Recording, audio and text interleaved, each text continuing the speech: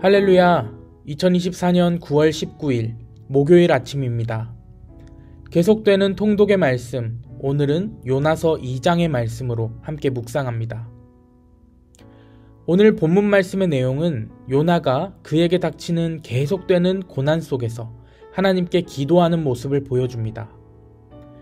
우리가 잘 알고 있듯이 요나는 하나님의 말씀에 불순종합니다. 하나님께서는 요나에게 이스라엘을 괴롭히던 아수르의 수도 니느웨로 올라가라 라고 말씀하셨지만 그는 그 말씀에 순종하지 않고 결국 그 반대 방향 다시스로 내려가는 선택을 합니다. 하나님의 생각보다 나의 생각이 앞섰기 때문에 순종하지 못하는 요나의 모습을 오늘 말씀은 보여주고 있는 것입니다. 오늘 요나의 이야기는 불순종의 결과가 계속되는 내리막이라는 것을 깨닫게 합니다. 니느웨로 올라가라 라는 주님의 말씀을 외면하고 다시스로 내려가려는 요나는 배라는 수단을 선택합니다. 그리고 배의 가장 아래층으로 내려가서 깊은 잠에 빠져들게 됩니다. 결국 요나는 그가 선택한 배라는 수단에서 바다 깊숙이 던져지는 비극을 맞이하게 됩니다. 그렇게 깊은 바닷속에 던져져서 심해로 내려가고 또 내려갑니다. 그리고 깊은 심해 속 큰 물고기에게 삼켜지게 됩니다. 이처럼 하나님을 떠나 사는 삶은 오늘 우리가 보는 요나의 모습과 같습니다. 계속되는 내리막입니다.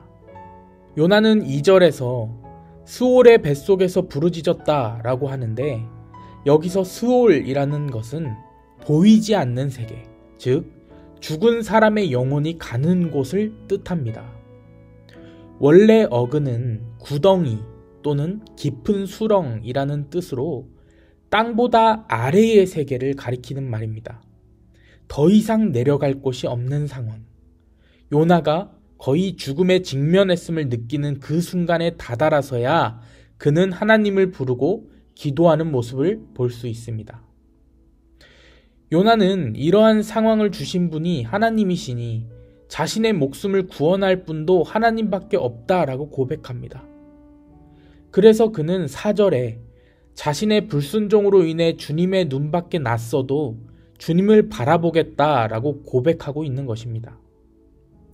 자, 그럼 우리는 여기서 한번 생각해 볼 것이 있습니다. 주님이 그를 쫓아내셨나요? 아니면 그가 주님에게서 도망친 것인가요? 맞습니다. 실상은요, 주님이 그를 쫓아낸 것이 아니라 요나가 주님에게서 도망친 것이었죠.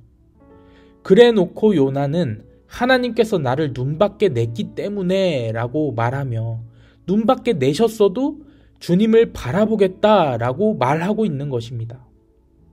인간이 이렇습니다. 고난이 닥치면 그것이 자신이 선택한 결과라는 생각은 하지 않고 마치 하나님께서 이 고난을 주시기라도 한 것처럼 하나님께 잘못된 책임 전가를 하며 구해달라고 부르짖는 것이 바로 인간입니다. 너무 어리석고 이기적이고 연약한 존재가 바로 인간인 것입니다. 에이브러햄 트월스키라는 미국의 저명한 정신과 의사이자 박사이자 목회자가 있습니다. 그가 쓴 책 중에 그건 내 잘못이 아니라 내 성격 탓이야 라는 책이 있는데요. 그는 책에서 늘 핑계부터 찾는 것은 성격이라고 이야기합니다. 그의 책에 있는 내용을 조금 읽어드리겠습니다.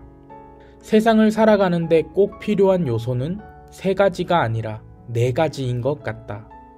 의식주 외에 누군가 탓할 사람 말이다. 남을 탓하는 것도 하나의 성격이다. 어떤 일이 잘못됐을 때 책임을 지려는 사람이 있는가 하면 남을 탓하기에 바쁜 사람이 있다. 핑계를 대고 책임 전가를 하는 것은 죄의 성격입니다. 오늘 요나의 모습을 바라보며 내가 이 시대의 요나가 아닌가? 나에게도 여전히 죄의 성격이 남아있진 않은가? 생각해보고 점검해보는 저와 여러분 되시기를 소망합니다. 하지만 그럼에도 불구하고 하나님은 우리 한 사람 한 사람이 너무 귀하고 천하보다 소중하다라고 말씀하십니다. 불순종하여 하나님을 피해 도망하는 요나를 끝까지 포기하시지 않으십니다. 끝없이 추락하는 요나를 버리시고 벌 주시는 하나님이 아니라 깨닫게 하시고 더 이상 내려갈 곳 없는 곳에서 그를 건져내시는 주님이심을 우리는 오늘 말씀을 통해 다시 한번 확인할 수 있습니다. 이집트의 총리였던 요셉, 바벨론 왕의 조언자이자 메대국의 총리로 일했던 다니엘, 광야의 지도자 모세, 이스라엘 민족의 왕 다윗. 우리가 너무나도 잘 알듯이 이 4명의 인물은 수많은 위기 속에서 최고가 된 사람들입니다. 그들은 그러한 위기들 속에서 어떻게 최고가 되었을까요? 그것은 첫째, 순종이었습니다. 다윗은 하나님을 믿고 있는 힘을 다해 돌을 던졌습니다. 모세는 하나님의 말씀에 의지하여 힘껏 바다를 내리쳤고, 다니엘은 하나님을 바라보며 최선을 다해 기도했고, 요셉은 늘 하나님의 마음을 품기 위해 노력했습니다. 그들은 그렇게 하나님의 말씀에 순종했던 사람들입니다. 그리고 한 가지 비결이 더 있습니다. 바로 올바른 책임 전가였습니다. 그들은 그렇게 순종하고 나서 결과는 온전히 하나님께 맡겼습니다. 하나님께서는 그 순종과 믿음을 보시고 그들을 더 크게 세우신 것입니다. 이 2가지 비밀이 그들을 수많은 위기와 위협 속에서 최고가 될 수 있도록 만든 비결이었습니다. 오늘 이 아침 우리에게 하나님을 의지하는 순종과 믿음이 있기를, 온전히 하나님께 맡겨드리는 올바른 책임 전가가 있기를 주님의 이름으로 축복합니다. 그러면 내 앞에 커다란 어려움의 골리앗이 쓰러질 것이고, 상상도 못할 장애물인 홍해가 갈라질 것이고, 두려움과 공포의 사자굴을 이길 것이고, 막막하고 답답한 고통의 가뭄을 극복할 수 있습니다.